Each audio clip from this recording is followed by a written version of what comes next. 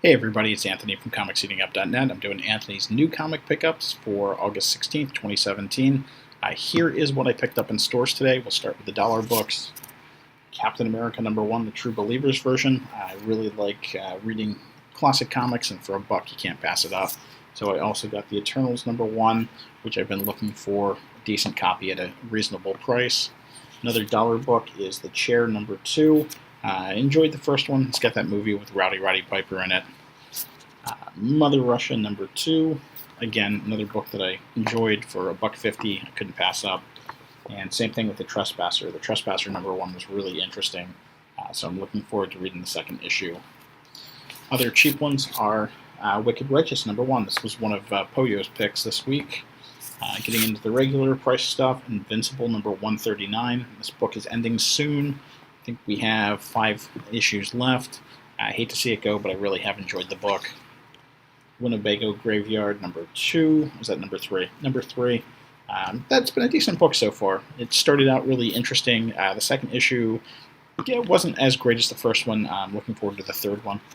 Motor Girl #8. Love Terry Moore. Regression #4.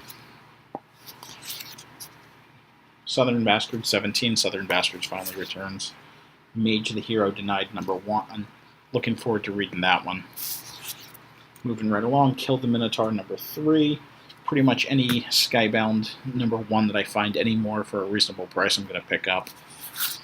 Divinica #2. This is a book that, is it through Roth or, yeah, so it's by Roth, and any books like this I'll just set aside for a while and see if it goes.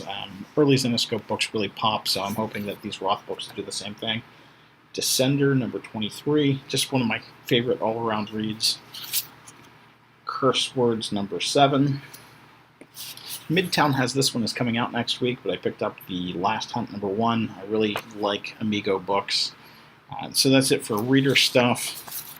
Picked up a couple of copies of Totally Awesome Hulk #22. These were nowhere to be found. I was lucky to get these because I had asked for a couple of copies in advance. Metal #1, the Midnight Release variant. I was going to go to the Midnight Release last night and fell asleep early. But also got the regular Devil Horns #1 cover. And finally, the Sandman Special #1. That's that great Paul Pope cover. So that's what I got in shops this week. Here is the rest of what I got this week. Okay, so here's the rest of what I got this week. This is just some Midtown mail order stuff, and I hit up a local comic shop. My honey hole, really, I find pretty much anything I'm looking there, usually. I picked up some of the True Believers. I know I had some last week in the regular video, but I got the Mighty Thor, a couple of the Groots. Picking these up in the Midtown order really helps save on shipping, believe it or not, because the shipping's the same, so it defers the cost per book. Picked up some more Supergirl. These were sold out during the week, the Archon variants, but I ordered them last Wednesday when they first came up, so I couldn't pass those up. Those are doing well. I'm saving those for New York Comic Con when Archer's there to get him to sign. These are going to be some signed graded books. Picked up the Peter Parker Spider-Man #1. This is the Midtown signed variant, signed by Adam Kubert. I always pick up the Midtown signed books. Some of them do well on eBay.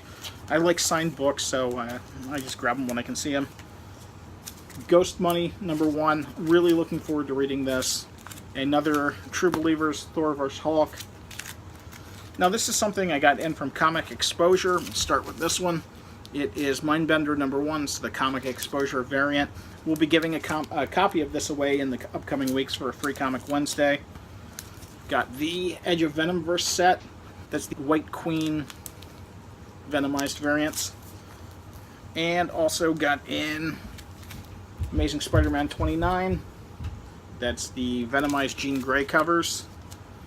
From my local comic shop, I'm just swimming in these now. Picked up another Supergirl. He had one on the shelf at my honey hole, so I picked one of those up.